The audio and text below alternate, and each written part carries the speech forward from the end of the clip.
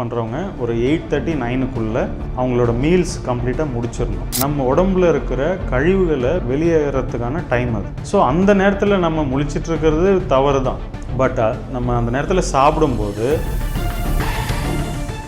Night shift பண்ணுறவங்க ஒரு 8:30 9க்குள்ளே அவங்களோட மீல்ஸ் கம்ப்ளீட்டாக முடிச்சிடணும். அதுக்கப்புறம் சாப்பிடவே கூடாது. அவங்க முழிச்சிட்டு இருந்தாலும் அவங்க நிறைய பேர் என்னென்னா 1 மணிக்கு சாப்பிட்டுட்ருப்பாங்க, இல்லை டீ காஃபி குடிப்பாங்க.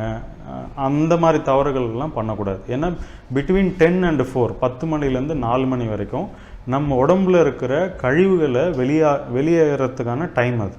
அப்புறம் டெட் செல்ஸை ரிமூவ் பண்ணுறதுக்கான டைம். அதுக்கப்புறம் ரெஜுவினேஷன் ஆகும். பாடி வந்து கம்ப்ளீட்டாக ரீஜென்ரேட் ஆகும். தேவையில்லாத கெட்டுப்போன செல்கள் எல்லாத்தையும் வெளியாக்கிட்டு அதை ரீப்ளேஸ் பண்ணுறது அந்த பிட்வீன் 10 and 4 நிறைய நடக்கும். ஸோ அந்த நேரத்தில் நம்ம முழிச்சிட்ருக்கிறது தவறு தான். பட் நம்ம அந்த நேரத்தில் சாப்பிடும்போது நம்ம உடம்போட ஆற்றல் என்ன அப்படின்னா அதை ஜீரணம் பண்ணுறதுக்காக மட்டுமே போயிடும். இந்த வேலைகள் எதுவுமே நடக்காது. எல்லாமே கழிவு இருக்கா அப்படியே தேங்கி இருக்கட்டும், ஃபஸ்ட்டு இந்த சாப்பாடை டைஜஸ்ட் பண்ணிவிட்டு வரேன், ஏன்னா நிறைய வந்துட்டுருக்கு, நான் இதை டைஜஸ்ட் பண்ணணும், அந்த கழிவு அப்படியே இருக்கட்டும், அப்புறம் இது பண்ணலாம் அப்படின்ட்டு.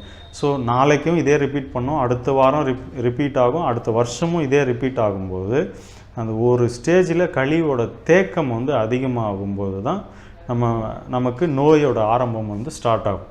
ஸோ அதுதான் முக்கியமான காரணமாக இருக்குது. ஸோ அதுக்கு வந்து நைட்டில் அவங்க எவ்வளோ சீக்கிரம் முடியுமோ சாப்பிட்டுட்டு அதுக்கப்புறம் தண்ணி மட்டும் குடிச்சிட்டு எவ்வளோ சீக்கிரம் அவங்க போய் தூங்க முடியுமோ தூங்கிட்டு, அது தூங்குறது கூட பார்த்திங்கன்னா ஒரு 6 to 8 hours ரெஸ்ட்டு கிடச்சிது அப்படின்னா ஓரளவுக்கு காப்பாற்றிக்கலாம் அவங்க உடம்பை. நம்ம இயற்கை சொல்லித்தர விஷயம் என்ன, பால் எப்போ குடிக்கணும் அப்படின்னா பல்லு வளர வரைக்கும் தான் பால் குடிக்கணும். பல்லு முளைச்ச உடனே நீங்கள் மாடு பார்க்கலாம், கண்ணுக்குட்டியை வந்து தள்ளி விடும், வீனிங் பீரியடுன்னு சொல்லுவாங்க. ஸோ அப்போ என்ன அப்படின்னா பல்லு முளைச்சிருச்சுன்னா பால் குடிக்கக்கூடாது அப்படின்றது தான் ஒரு அண்டர்ஸ்டாண்டிங். நம்ம இன்ஸ்டிங்க்டாக நம்ம ஃபாலோ பண்ண வேண்டிய விஷயம். நீங்கள் பிறந்த குழந்தைங்களுக்கே பார்த்தீங்கன்னா ஃபஸ்ட்டு மாட்டுப்பாலை வச்சிங்கன்னா துப்பும், எடுத்துக்க அக்செப்ட் பண்ணாது. நம்ம அதில் சீனி போட்டு ஏதோ பவுடர்லாம் போட்டு நம்ம ஃபீட் பண்ணி பழகிட்டோம்.